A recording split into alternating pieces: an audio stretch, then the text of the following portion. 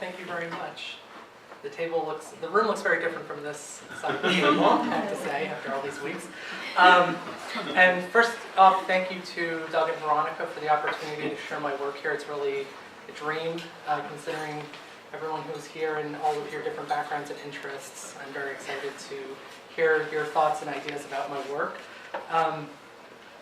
This piece is a chapter from my dissertation, which I just completed. The dissertation, which is right here, if anyone wants to peruse during the break, is Hormonal Bodies, Sex, Race, and Constitutional Medicine in the Iberian-American World, 1900 to 1950. And this is really the chapter that kicks off the dissertation, and from there it moves into two different chapters about transnational discourses about body hair that are again tied to Lipschitz and Marañón and the ways in which they travel across Europe into Spain and then to Chile and Ecuador, and they become foundational works for physical anthropology in the 1930s and 1940s in both of these places, and the ways in which the concept of intersexuality becomes kind of something that underwrites racial classifications and taxonomies. And then from there I go into another chapter on Ecuador, looking at the development of a proposal to biotypologize indigenous groups in Ecuador, which is proposed by a psychiatrist based out of the southern Ecuadorian city of Cuenca, who's very much inspired by Marañón and Lipschitz, and as well as psychiatry and biotypology in Argentina, and also in touch with ideas of the indigenista movement in Mexico.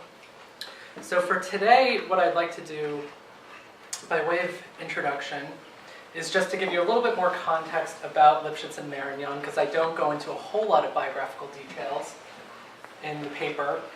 And they're both, I don't know if I'm necessarily recuperating them as big, forgotten figures of sexology, but their uvas are very large and impressive. Marañón is from Spain, based in Madrid for most of his life. He gets his degree in medicine from the University of Madrid and the Faculty of Medicine in 1910. He studies with key figures like Santiago Ramón y Cajal, who's the big Spanish anatomist, histologist, physiologist who wins the Nobel Prize for Physiology and Medicine in 1906, which is a great source of national pride in Spain, particularly after the 1898 final loss of its empire. So this is kind of, there's a sense that, okay, we can pursue science and medicine and Europeanization, at least among Spanish liberals, to revive the nation. He also studies with Paul Ehrlich in Frankfurt, and in 1911 he begins working at the General Hospital of Madrid, and his engagement with endocrinology is largely clinical, as you might gather from how his work is taken up. He's a member of the generation of 1914, which includes José Ortega y Gasset and others, and they were kind of response to the generation of 1898, which is this sort of soul-searching, where's our empire, what happened to Spanish national greatness, this kind of melancholic moment. The generation of 1914 is all about liberalism and Europeanization, and it's Ortega y Gasset who establishes the Revista del Occidente, the Journal of the West in Spain, which becomes a major site for the exchange of knowledge, both Spanish and international, and that's where a lot of German ideas in science are translated and published in Spanish and made available to scientists and intellectuals in Spain.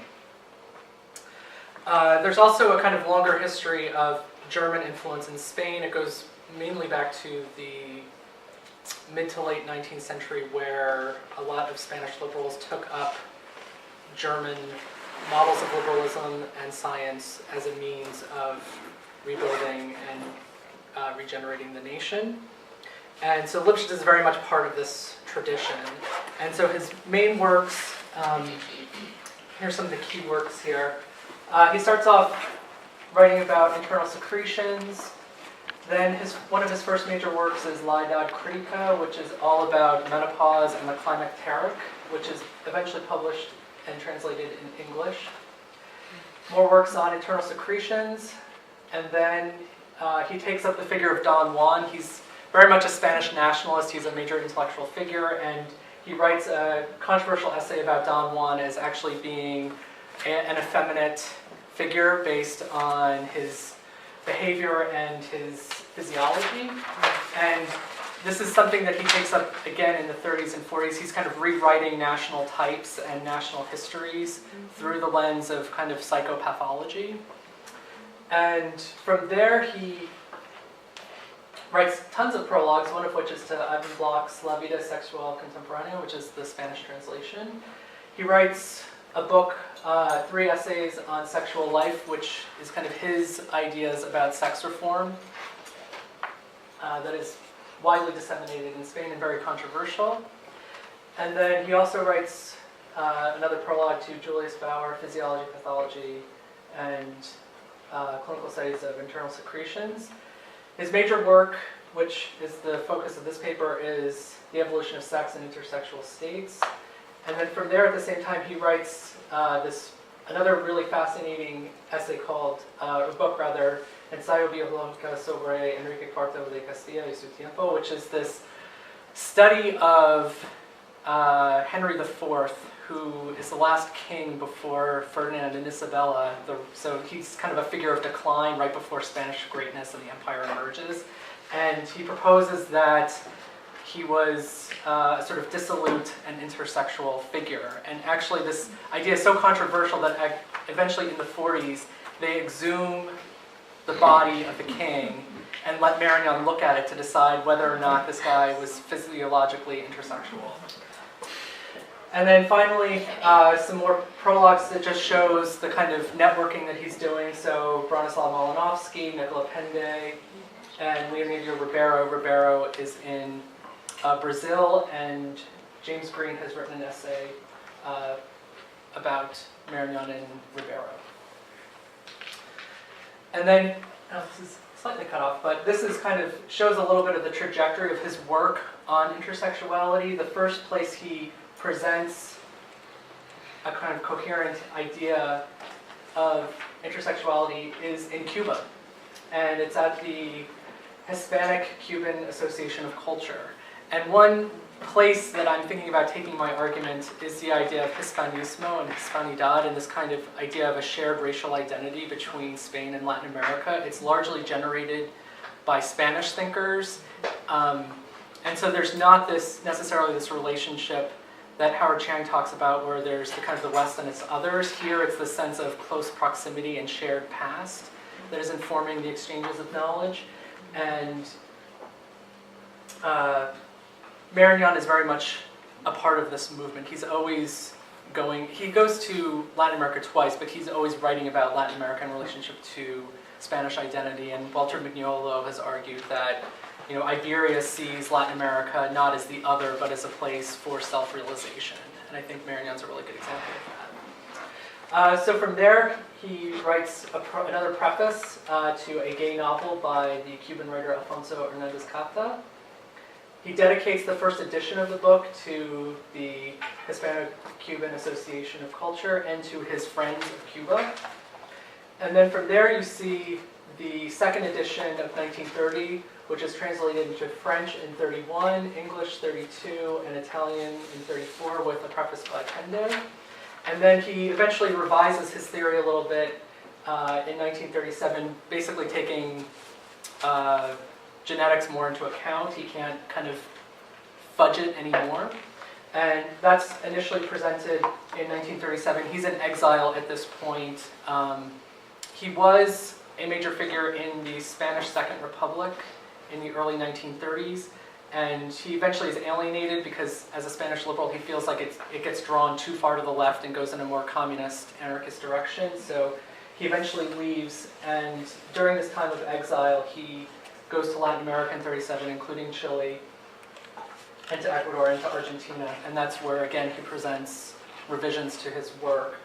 And then eventually he returns to Spain in the 40s. There's a kind of reconciliation that happens with him and Franco, and then he continues to work until he dies until 1960. But really the key moment, I think, for him as a figure in Spain is like 25 to 35. And so this is where I'm sort of having it situated. And then today, this is pictures I snapped in Madrid. There's a metro station named after him, and there's a plaza near the metro station. There's also the General Hospital of Madrid is named after him. And every year, the Marañón Foundation puts on Marañón Week, where when I went to it, it kind of felt like the old professors at the Royal Society of Medicine come out and talk about how great Marañón was and how he was such an inspiration. But they do actually publish works around certain themes in Marañón's oeuvre. They've done stuff on kind of ethics. And then they actually did one year on intersexuality. And in the edited volume that they produced, there's an essay by Simon LeVay and Doreen Kimura. So that gives you a sense of who takes up Marañón. Then also a quick side note, this remains to be proven, but I think there's also references to Marañón in Pedro Almodóvar's recent film, The Skin I Live In, particularly at the beginning, though I've been told by Pablo I should just write to Almodóvar and ask him if these are clear references or not. But basically there's an exterior shot of the Marañón Hospital at one point, and then there's also, the setting is in Toledo, which is where Marañón had his Cigarral, which is a kind of estate, and it's very clearly identified at the beginning of the film. And the Antonio Banderas character is a kind of, he studies skin, but really he's a sex doctor, and it's this movie that's kind of pairs together Frankenstein and Vertigo and a lot of other major Hollywood films. So he lives in a Cigarral. Yeah, he lives in a Cigarral, which is his private laboratory. Okay. So this is Alexander Lipschitz and his wife, Margaret. Lipschitz has a very different trajectory. He's born in Riga in Latvia in 1883 to a German Jewish family, and they are German-speaking. And the status of Latvia at the time, it's part of the Russian Empire, but it has a very strong German history. And during this period, there's an intense focus on Russifying all of Russia to unite the empire, with a particular focus on the Baltics. Riga at this time in the late 19th century is emerging as Russia's third largest industrial city after St. Petersburg and Moscow, and it's the largest port on the Baltic, and it's a site of labor agitation, Latvian nationalism. And while Lipschitz is there, he studies at the German-speaking Riga Polytechnic Institute, which was founded in 1862, and it's also a site for science, industry, and radicalism and ideas from other parts of Europe, particularly Germany. He studies at the Nicholas I Gymnasium from 1893 to 1901, and then he continues his study in Germany, in part because his family could afford it, and also because Russification limited the number of Jewish students who could be admitted to local universities. Initially, he goes to the University of Karlsruhe, if I pronounce that correctly, where he studies chemistry and physics. Then he decides to become a doctor. He goes to Humboldt University in Berlin from 1902 to 1904. And subsequently, he studies at the University of Göttingen with Max Verworn in physiology, and Verworn is a disciple of Ernst Haeckel.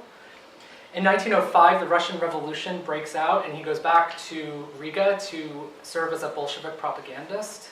And then once the revolution is put down, so he's a communist. Marañón is a Spanish liberal, and Lipschitz is a communist. After the revolution is put down, he goes back to finish his studies kind of in exile. He goes to the University of Zurich for a little while before finishing up at Göttingen and getting his medical degree in 1907 at the age of 24. He studies, initially he works at an epilepsy clinic in Zurich before returning to Göttingen to serve as Verworn's assistant at the Physiology Institute, but this is mainly voluntary work, so he has to publish kind of popular science works to make ends meet. In 1913, he returns to Zurich, and he meets his wife there, and they marry in 1914. and he receives an appointment at the Physiology Institute at the University of Bern. However, his career is interrupted again by World War I, and he's called by the Russian Empire to serve for the Russian army in Serbia. He fights this very hard and tries to get excused from service, and he eventually does, but he's all the way in Bulgaria at this point, and he makes this long trek back to Switzerland, but he gets held up in Vienna because he doesn't have the right military discharge papers, but it's really fortuitous because he ends up connecting with Eugene Steinash while he's there, and so he works with Steinash from October 1916 to March 1917. Steinash at the time is the director of the physiological division of the Institute for Experimental Biology in Vienna, and that's really where his career in endocrinology begins, and he starts doing the kind of guinea pig gonad transplant experiments at that point and starts publishing on it. He eventually is able to return to Bern, but he had bad relations with the faculty there and they don't want him back. I think it's kind of a personal feud. And so he stays in Bern for a while and he works on his first book, which is Die Pubertätsdrüse und ihre Wirkungen, which translates to the puberty glands and their effects. And it's a major summary of the field at the time of endocrinology, and it's cited by Freud and it's reviewed by Ferenczi, so it's taken up in psychoanalysis because there's a kind of conversation happening between physiologists and psychoanalysts at the time. He then rewrites a second edition in English because he knows English, and it's revised and republished as The Internal Secretions of the Sex Glands, which is the basis of what I was using this paper for. He's assisted by F.H.A. Marshall, who's a major figure in the history of biology and physiology at Cambridge. And then it's eventually translated in 1928 into Spanish, and with a preface by Marañón. And so after he finishes his first book, he is named the director of the Institute of Physiology at the University of Dorpat in Estonia. And he stays there for about 7 years. There's a lot of turmoil in the country at this time. Estonia is fighting for its independence, and Lipschitz is never entirely happy there. He feels like he's living in very severe conditions. And so when he's offered the job in Concepcion in 1926, where my paper picks up, he jumps at the opportunity because they're really interested in throwing a lot of money at him to do physiological research in Ecuador. What's also interesting is Lipschitz stays at the University of Concepcion for about 10 years, from 26 to 36. He has another falling out with another university where he wants more money. The university says, we pay you too much already. And I think there's lots of internal faculty tensions around him as well. He ends up getting his own Institute of Experimental Biology from the National Board of Health in Santiago, which he runs from 1936 to 1962. At this point, though, he's shifting more, in terms of physiological research, to cancer research and the role of ovarian, sort of how the ovaries work with cancer and ovarian cancer. At the same time, he gets much more politicized, particularly in the World War II fascist era.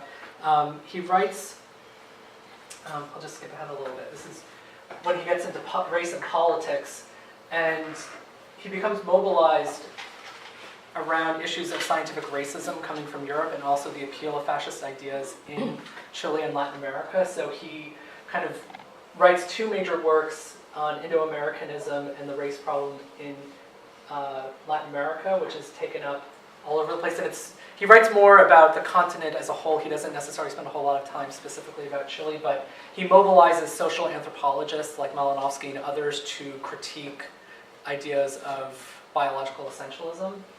And then from there, he actually takes up anthropological research in Tierra del Fuego, and that's a whole other story in 2 chapters of my dissertation. Feel free to ask me about it. And then later on, afterwards, he continues to write on racial themes, and also, as you can see, like communist politics in Latin America. There's some of his work that's connected to the Soviet Chilean Institute, so he was also trying to create connections transnationally in that way as well. And then, just as a quick note, these are some of the works that were published in Spain that were written by Lipschitz. So there's a certain moment where the Spanish medical community, spearheaded by Marañón, is very interested in Lipschitz's work. So you see a lot of translations happening and co-publication during this time period. And these relationships are very important for the trajectory of his career in the 1930s. And then, let's see, just to wrap up briefly. So here's Lipschitz on the left. This is the Tierra del Fuego mission. This picture is really fascinating. There's a whole story around it. And here he is, this is 1947. This is on a trip to China in the late 1950s, early 1960s. He knows how to perform his authority for the camera. And then this, just to give you a little bit of context, this is Concepcion. And so this is in southern Chile, about 10 hours south of Santiago. So it's not very far south, but it's in the southern part of the country.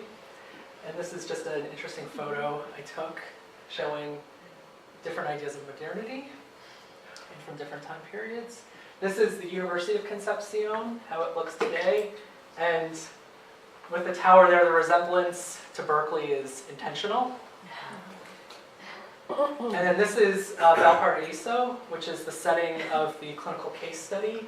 So as you can see, it's a large port city that's grown exponentially. And it's one of the major industrial centers for Chile and a major site of labor agitation. And again, you can see some of the kind of German-inspired architecture.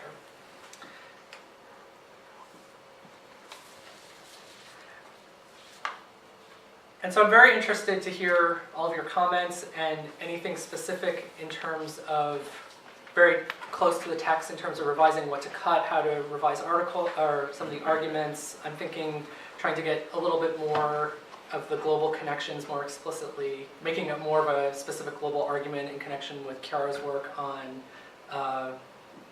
a Latin network, and then potentially incorporating ideas of Hispanismo as something that is a driving force behind part of this. And then I guess another issue that might be taken up, maybe saving it for the book, is kind of making this intervention of the science of sexual difference in Latin America as something that has not been studied in great depth.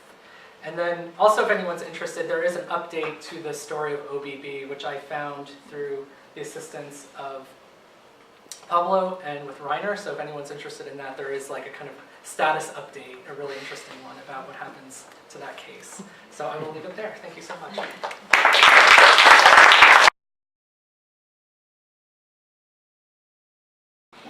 Hodes' chapter explores crossovers between theories of intersexuality in Chile. Through a close and innovative analysis, drawing on a plethora of texts, he investigates the intellectual and medical histories of these theories, discerning and differentiating between individual threads in sexological knowledge intertwined by scientists and doctors at this time. Hodes focuses in particular on the role of endocrinology in the determination of new theories about intersexuality, and in this sense, the chapter is an important inclusion to the larger body of research presented over the course of the Institute. Endocrinology, together with dermatology, seem to undergird the investigations of many medical specialists who conducted clinical experiments in the field of sexual science, while psychoanalysis and eugenics concepts of mental enfeeblement, moral degeneration, and neurasthenia seem to play a larger role in psychological studies. Hodes' focus on the intersection between endocrinology and sexology is one of the strongest aspects of this paper and should be foregrounded explicitly in its introduction and conclusion. In his focus on developments in the Chilean polity during the course of 2 tumultuous decades, Hodes draws connections between new forms of sexological knowledge and the sociological and structural characteristics of the Chilean nation in ascendancy. On page 4, Hodes writes that the investigations of Cadiz, is that how I say it? Yes. Cadiz. That's fine. And Hiriart supported state interests in the surveillance and disciplining of working class bodies and sexualities. While this was undoubtedly the case, it is unclear whether these were definitive or generalizable features of the cases that Hodes examines in greater detail in the course of the paper. On page 5, I'm unsure about what is meant by the phrase patriarchy as the historical condition of possibility for biopower's macropolitics of population management and disciplinary microphysics. Does it mean that women were subservient to men and that both were subservient to the paterfamilias of the state? I'd like to caution gently against the use of dense, specialized language of this sort without immediate illustration and clarification. This form of writing is of course quite discipline-specific, and it can be illuminating and productive, but it will preclude understanding for a broader audience only vaguely familiar with the formulations of Mr. F. Formulation is a word that you use on page 6 in the sentence about the formulation of intersexuality as a discourse on the hormonal body, and it led me to wonder if you are advancing a structuralist argument in which all is text, or whether you make any concessions to the role of hormones in the biological determination of sex. If an intention for this work is legibility to readers without specialist training in the humanities, who herald from the life or health sciences, for instance, I think some clarification of this is necessary. You're obviously au fait with sociological critiques of science, and you wield these critiques with dexterity in this chapter, but the result of this is at times to focus the attention on the entailments of particular scientific ideas or practices rather than their substance. And here I'd like to make a request that contrasts with what many others have asked for on numerous occasions over the course of the workshop. Instead of focusing on the work that science does or the conditions that give rise to these claims, I would like more information about the substance of the claims themselves. In the absence of this, science and technology seem somewhat monolithic, instead of vastly differentiated, contingent, and changeable. The picture that emerges is of an all-powerful medical apparatus, when my guess is that the medical profession emerging in Chile at this time was much less organized and effective than this allows. Through tracing the intellectual influences and interconnections of these characters, Kurt has given us a rare glimpse into their formal global linkages. This is unpacked in footnote 43, but I would very much like to see this information brought into the text and qualified further. Many of us have been feeling our way around these kinds of global interconnections, and here Kurt's scholarly sleuthing has laid them bare. I find the intellectual interconnections between Lipschitz and Hirschfeld, Jews, and Pende, an anti-Semitic fascist, particularly interesting, and desire further reflection on this, which would also provide Kurt with the chance to reflect on the global circulation and significance of the medical experiments under exploration. Perhaps something more could have been made about the experiments on animals versus humans, another issue raised by this material. And here I'd like to recommend Nancy Anderson's chapter in the volume The Educated Eye, co-edited by Anderson and Mike Dietrich, entitled Facing Animals in the Laboratory, Lessons of 19th Century Medical School Microscopy Manuals. On page 18, Kurt describes Lipschitz's responses to the genetic theory that chromosomes determine the embryo's sex during fertilization in the following terms, quote, a limited concession and a speculative solution. I delighted in this phrase and wondered if science in its edificial entirety could perhaps be summed up in this way. This raises a related matter that we have been mulling over collaboratively in our seminar about the liberatory versus the oppressive effects of science, or, as Kirsten Lang has suggested as both more apt and productive, the power bound up in different scientific projects.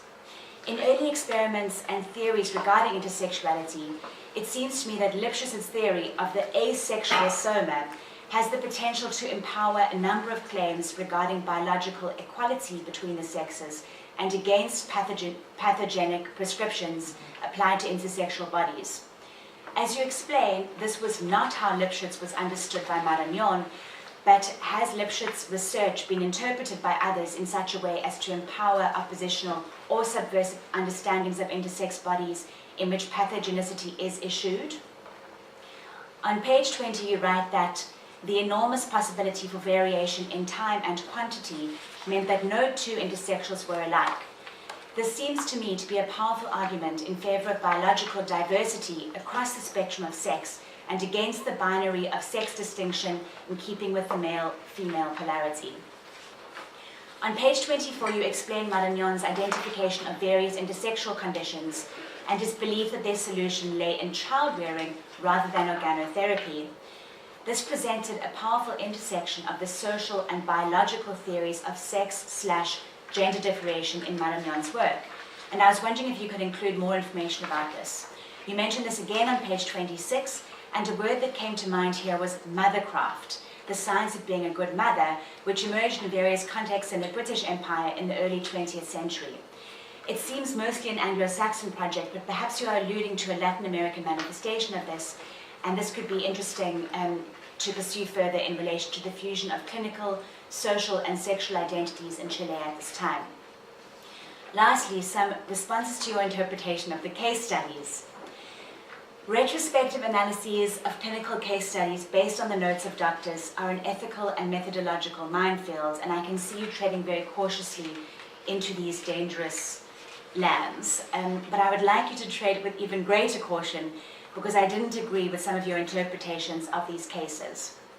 For instance, you write that OBB's case study suggests, quote, a problem of sexual consummation affecting her relationship with her husband. But Heriard's case notes to infer this, using Heriard's case notes to infer this, or to draw any kinds of conclusions about the patient's relationship with her partner, her reasons for seeking treatment, her needs, desires, and responses as a patient are all very problematic. And I'm very empathetic here because I've confronted very similar dilemmas in retrospective analyses of the case studies of abortion patients. But in my interviews with doctors, quite a different picture has emerged to what can be inferred from retrospective analyses of their case studies. While you are trying to come to the truth of these matters, you risk replacing them with another fiction. The real reasons for OBB's clinical consultation and the desires she harbored as a patient were multiple. In establishing her as a victim of clinical imposition and experiment, you don't account for what might have been her own very real desires for an intervention to correct her intersexual body through the removal of her alleged testes. On page 35, you write that, quote, when she learned of them, she wanted them removed, giving an alibi to Heriard. If the patient wanted them removed, why do you allude to this as if it were a crime? I understand the need to challenge and to problematize biomedical practice, but in invoking the language of patient consent, you introduce an element of ahistoricity to the paper. Recall that the field of modern bioethics emerged subsequent to the Second World War, when revelations of the atrocities committed by Nazi doctors spurred calls for a fundamental reorganization of medical practice. To write of the lack of consent and the production of unequal and manipulative relations in favor of doctors is to succumb to a teleological interpretation informed by modern bioethics. Overall, this chapter is a compelling and rigorous account of sexological investigations in Chile and their relation to new expressions of national identity, medical investigation, and practice. It stands as a strong, innovative, and assertive contribution to the history of sexual science.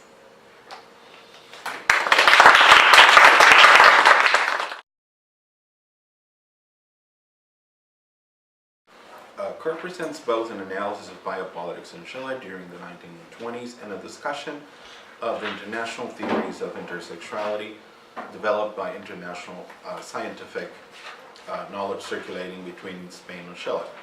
In addition, he also provides an account of how physicians attempted to construct an authoritative knowledge and impose their ideas of normal bodies while people with body traits perceived as ambiguous attempted to carve spaces of autonomy to make their own decisions. And here I want to dissent with you in the sense that when you find cases where the doctors and the patients don't agree, it's usually the doctor's wills that get imposed there. And I think there's a power relation there we have to account for that. I don't think that's particularly logical. But this paper allowed me to learn about the history of state formation in Chile and its connection with the rise of professional medicine and the emergence of sexual science in that context.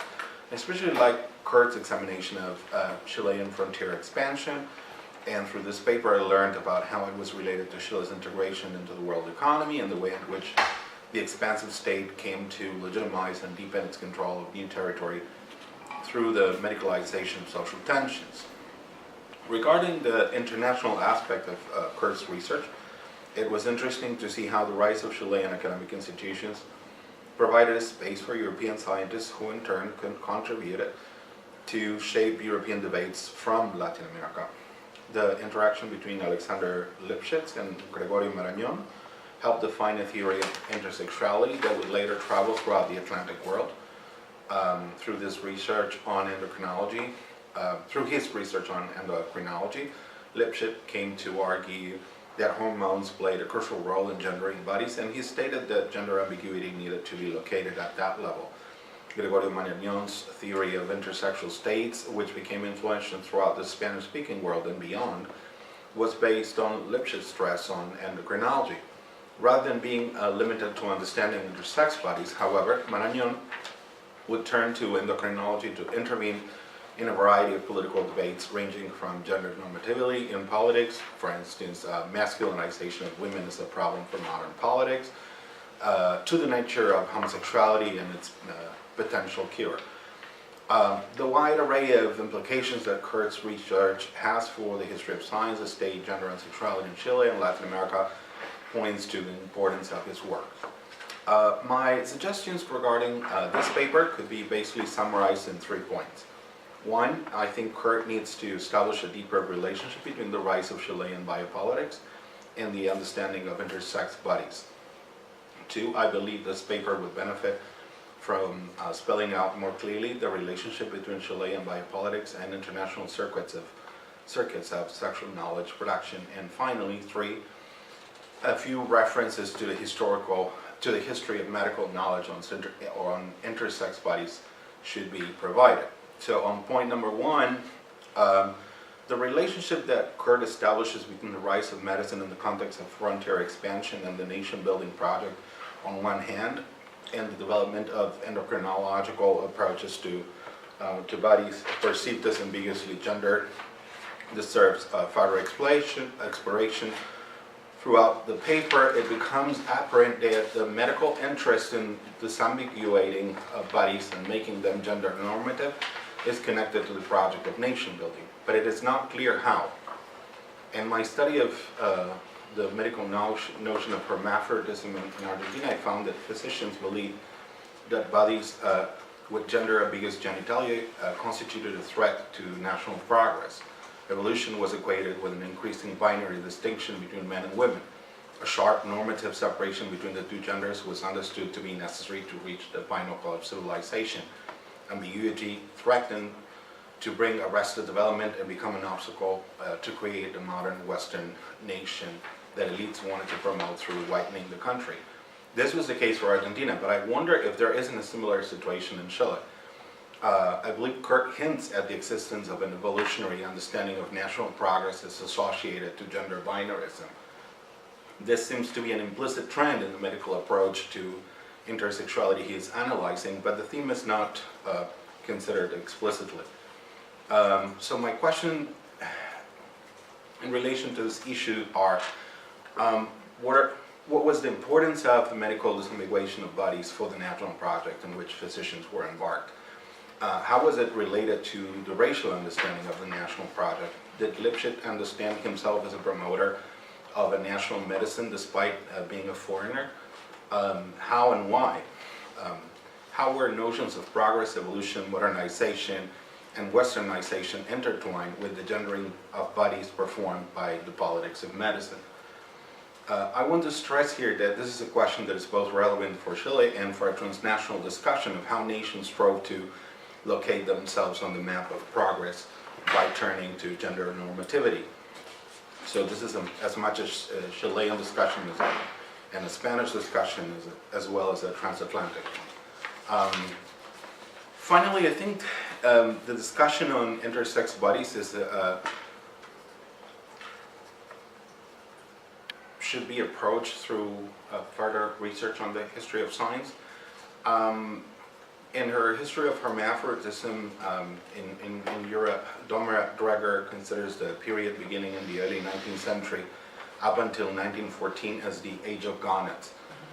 During this era, ambiguous bodies were interrogated in terms of the truth of their genitals.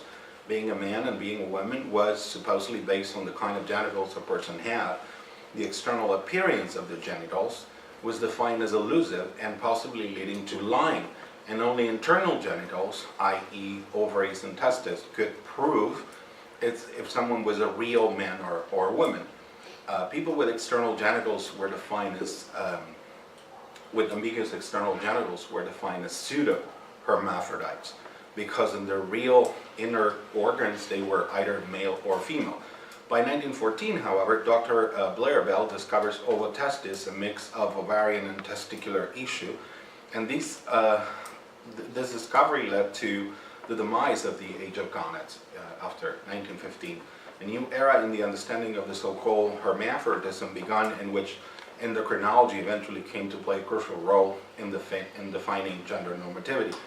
In this context, however, ambiguous bodies were perceived as pervasive rather than as exceptional phenomena. So the age of gonad, the hermaphrodites are either very rare or they don't exist, whereas endocrinology comes up with this idea that there's so many people that are in the intersexual state. So as a consequence, the concern about intersexual states was projected to a larger array of new debates that Kirk traces. I think a contextualization of this debate and the history of medical approaches to hermaphrodism would help Kirk delineate the peculiarities and implications of an endocrinological interpretation and its connection to Chilean history and global sexual science. To finish this, and this is unrelated to Kurt's paper directly, because I don't think what I'm going to say now is something that he should do, but I want to drop a little bomb for our later discussion. Kurt talks about infant mortality rate in Chile, and I looked up the statistics, which I'll pass you a copy, on how it goes in 1885 from more than 300 babies dying every 1,000 live births to 7 in 2013, in which I think it's related to science and to a great extent. And I think sometimes when we only see science as a political tool, we may miss that point. But I don't want to go further into that. I just wanted to, because it's something I think for later, but I thought it was an opportunity to bring that to the table. Thank you very much, Pablo.